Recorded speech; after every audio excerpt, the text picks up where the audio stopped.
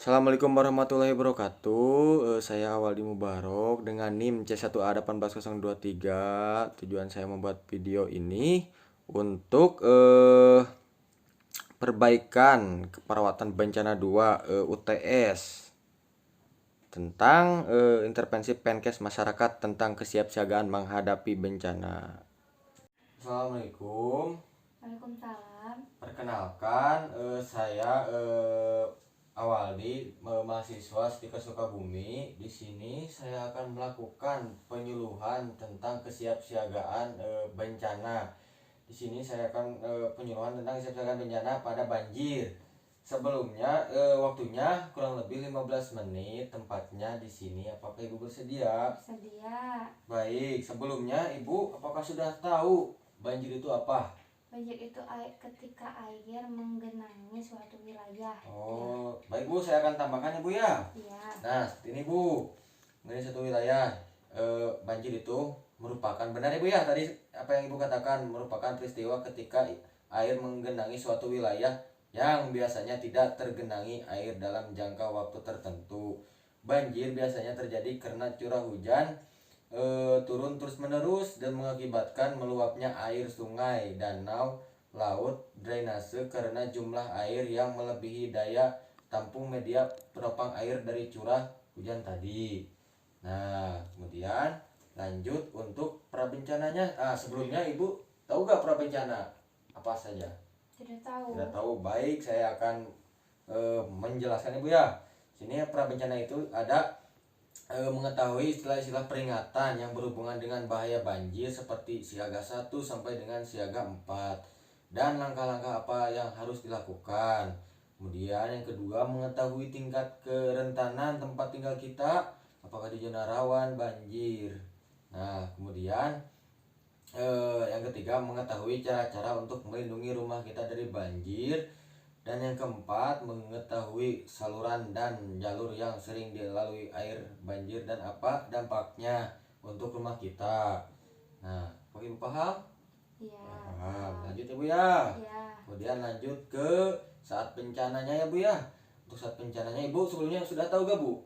Belum. Belum. Baik, saya akan jelaskan ya Bu ya. Yang pertama itu ada apabila banjir akan terjadi di wilayah Ibu, maka simaklah informasi dari berbagai media mengenai informasi banjir untuk meningkatkan kesiapsiagaan.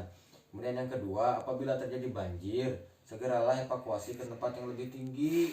Kemudian yang ketiga, waspada terhadap arus bawah, saluran air, kubangan dan tempat-tempat lain yang tergenang air. Kemudian paham gak Bu? Paham. Lanjut.